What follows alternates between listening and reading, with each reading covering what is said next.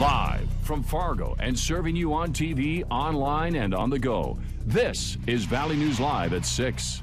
People were getting upset because they didn't know this when they moved in. I would say probably 50% of the neighborhood had no idea.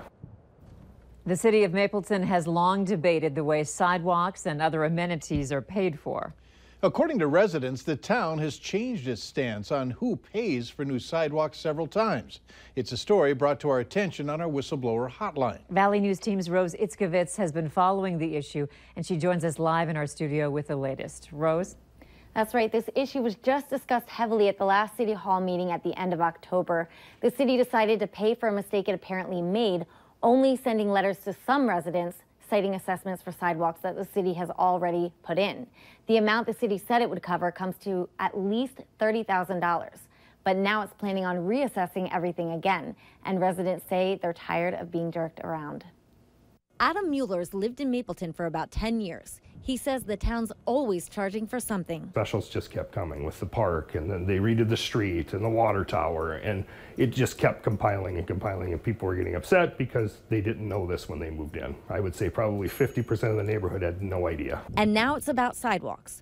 Residents had the option of paying for their own sidewalks or letting the city do it. Residents like Mueller say the assessments came out unevenly and unfairly. But since our cul-de-sac has a park in it, they decided to put it down one side of the cul-de-sac. So all of our neighbors across the street got assessed. We did not. That left some homeowners like Mueller with no assessment and others with large assessments, like Chantel Oftali. She lives just a couple doors down from Mueller and also has no sidewalk, but the sidewalks that were built by our house were only common sidewalks, but we were assessed for that whole cost. Resident Adam Mueller says that even though he wasn't assessed any amount, he'd rather everyone just get fair treatment. Yeah, it would have cost us more money, but I felt if they would have just done it and assessed the entire development, the same assessment across the board, it would have been a lot easier for people to swallow that. Now, one city council member tells me that they recognize that the assessments were done unfairly and disproportionately. He says that's why they're going back to the drawing board, and while he wouldn't disclose their next plans to me,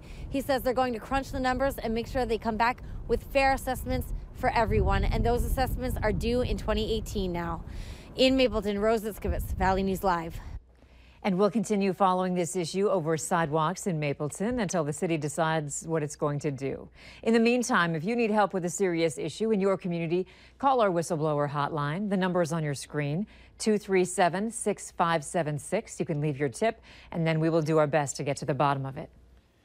That wind is tough out there. Be grateful you're not a flag. They certainly got workouts today, and so much for those warmer temperatures. That wind made it feel colder than yesterday. Let's hope they die down tonight. Hutch, can you throw us a bone heading into the weekend?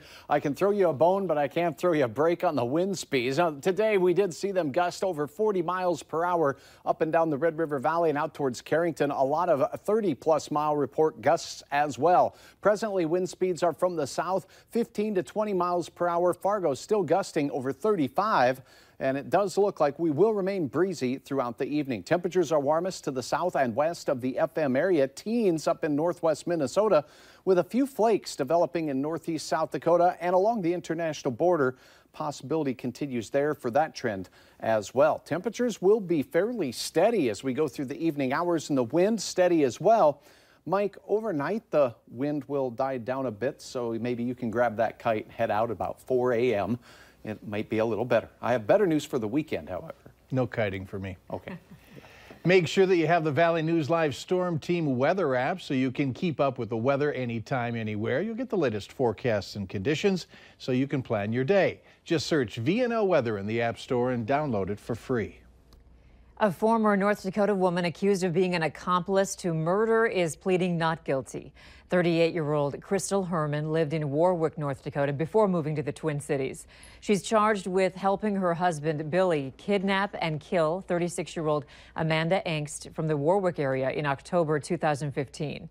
The criminal complaint accuses Crystal of opening a car door, allowing her husband to strangle Angst, making room in the trunk so they could transport Angst, and holding a flashlight while Billy beat Angst with a shovel. A body found in the Cheyenne River near Warwick in February was identified as Angst. Crystal Herman is being held at the Stutzman County Correctional Center on a $1 million bond. Crystal and Billy Herman were charged with various armed robberies in North Dakota and Minnesota in 2015. When they were arrested, they were in possession of a car owned by Angst, who was listed as a missing person at the time. Fargo police say a male driver was 3 times the legal limit for alcohol when he crashed into a parked car this morning. Officers say 35-year-old Tommy King III of Mapleton was speeding when he crashed shortly after midnight in the 1600 block of East Gateway Circle South in Fargo. Police say he had a blood alcohol level of 0.24. From allowing people to figure out your password to being a victim of a scam, there are a lot of things to be aware of when you're online. Cybersecurity experts say you should know all of your accounts and check them often. A scammer will try to get you out of an account so they can control it. So if you can't log in, notify someone immediately. Also, be aware of who you're giving information to. Cybersecurity experts say you should be skeptical when someone asks for it. And finally, protect your passwords. For more ways to stay safe online, go to valleynewslive.com and click on this story. A Minnesota woman says she's thankful to be alive after a huge chunk of metal crashed through her windshield while she was driving. Photos showing the large piece of metal after slicing through the windshield on the driver's side of her SUV went viral online. Amazingly, Angela McIntoon walked away with just a few cuts and scrapes, but she remembers everything. Driving along Interstate 494 and I-94 near the Twin Cities, watching the metal fly off the truck, watching it bounce on the highway, and then slamming into her SUV. The crash has changed how McIntoon drives. I'm not as in a hurry anymore, I guess you could say. I'll get there when I get there.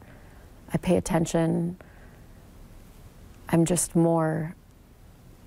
The Minnesota State Patrol is reminding all drivers to secure their loads with ratchet or tow straps. As of 1 week ago, in its Facebook post, the agency said the truck driver carrying the metal had not been found.